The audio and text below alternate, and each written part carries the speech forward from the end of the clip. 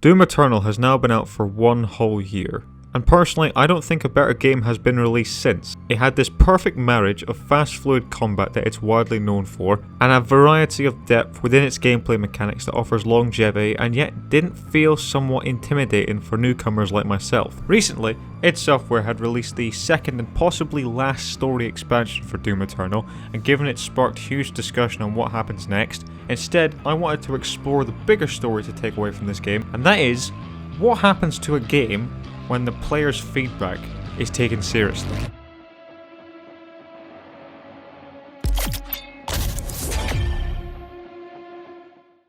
Since its release, Doom Eternal has broken all kinds of records. Over 3 million copies sold within the first week, along with clocking in over 100,000 concurrent players on Steam. It also grossed over $450 million just after 9 months, and to top it off, it has an average score of 88 to 87 from both critics and users. And there you have it. That's how you release a game. Thank you guys for watching, take care of yourselves, and I'll catch you later.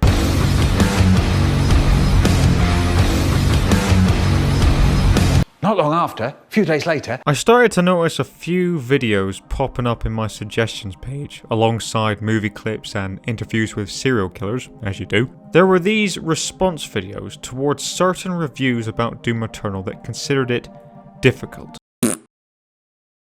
I don't get it. From their perspective, it wasn't so much that the game felt too hard, it was that the gameplay and design choices felt inconsistent and didn't allow the player to play a more creative playstyle. Certain enemy types like the Tentacle and Marauder were mentioned heavily for quote-unquote slowing down the flow, running low on ammo constantly, and the platforming sections which felt like a very unnecessary addition to a Doom game. We're going to mainly focus on the difficulty debate, because what's interesting about it is that whilst people who love Doom Eternal appreciate the challenge it has, the 2 story expansions that released after the game came out practically reignited this debate, but only this time it was between the loyalists. So let's get to those DLCs. First one came out in October. We've had the debates, so now it's time for the developers to pick a side.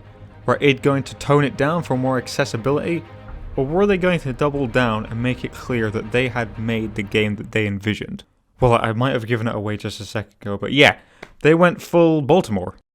Fuck you, boomers! If you're looking for a way to have your human rights violated this week, you'll want to check out The Ancient Gods Part 1. More enemies, tighter spaces. If you're looking for a laid-back, casual, chill experience, you can suck my balls. It's our belief that you're so desperate for attention, though, you'll cough up money for this bullshit. Guaranteed. If you still manage to pump out a review, shove it up your ass. You heard us right. Shove it up your ass. Everyone will see it. Journalists, Doom fans, your wife, she'll leave you. That's right, she went and fucked another guy. The spirits are the newest and meanest sons of bitches in this package. Bastards! How do they work? Buff enemies to shit, and if you can do enough damage to them, you can destroy them with only the microwave beam. And if you try any other way, you're a dead motherfucker. Go to hell. Oh wait, that's exactly where we're going. Don't wait! Don't delay! Don't fuck around, or we will rip your nuts off.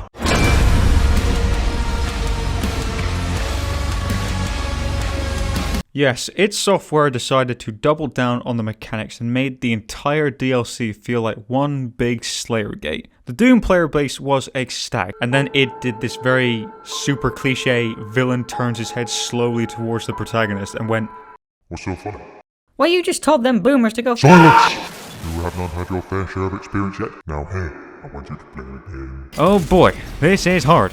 It was so challenging that I myself, who defended Eternal's difficulty, was having trouble foaming at the mouth of how good this was. My biggest issue with this DLC was the final boss. Why? Even after playing it multiple times, I just felt like this boss fight felt more like a cover shooter, getting a few cheeky bits of damage and then falling back to get some health or ammo, rather than the traditional Doom dance of combining all the mechanics in a nice flow, staying true to the number one rule, which is never stop moving. But aside from that, over time I've grown very fond of this DLC, and I view it as now some of the best content in the entire game. Given that this DLC was catered to his loyal player base, you could really feel the fan service. The Marauder is a terrible enemy. He brings the fast fluid combat to a stalemate.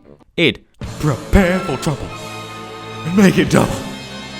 Oh fuck! The tentacles pop up at random times, giving you absolutely no time to react. id, Damn, boy, he's thick! Boy, that's a thick-ass boy! The Ancient Gods Part 2, however, the most recent DLC, tells a slightly different story. Before I get into it though, I must shout id out on how they marketed this. I was watching the trailer like, man, this thing looks pretty sick. I'm thinking maybe June time, I'm guessing, based on previous event. Wait, what? You sold me. I'm in. Every company should do that at least one time in their life. It's not often you're just watching something brand new and then be told that you'll be able to get it almost right away. The quality of the content, however, was surrounded with controversy. You know what that means. Division, argument, pain, war, death. Okay, maybe too far again. The DLCs had a few sections, like journalists said, not hard, just really lazy. But I feel like id was injecting just a little bit of humor into this.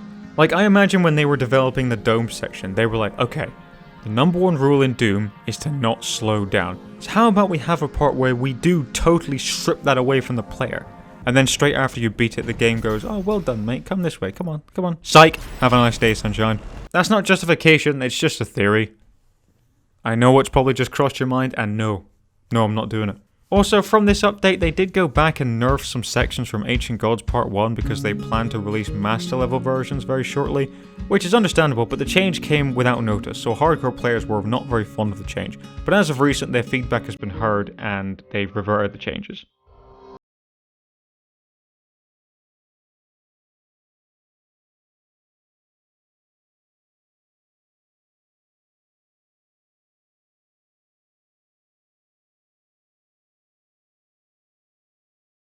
My big takeaways from this game after a whole year, I suppose the standout one is probably the lack of BS. Aside from the de novo anti-cheat system and the drama surrounding Mick Gordon, the game has remained pretty consistent. Every month or so they bring out a new set of challenges and rewards that you have to actually go earn. You can't just act all self-defeated and just dish out some money for them. Unless you were fortunate enough to find some fellas who play the game like their life depended on it for boosters. Shout out to those guys, by the way, you guys are real troopers. After I finished Doom Eternal for the first time, I was both fulfilled and I wanted more. And I got more. And what's to come, obviously we have, new master levels coming, cosmetics, etc. And eventually another game, which is interesting. And this kind of community service is something that is honestly starting to become a very rare occasion. Like, I still haven't forgotten that Red Dead 2 hasn't released a story DLC. It lives in my head rent-free. Not so long ago, they had a tradition of releasing post-launch story DLCs that were excellent. And now we don't, because of our evolved industry. And I don't blame companies for this, because money talks and they've made it pretty clear that that's the direction they take every time. So for those people in this industry who are the cause of that direction, and I've had some real time to think about this and I want to present them to you now, and I hope both sides can empathise with this and help us find a happy middle ground on this time, so here goes. Fuck you.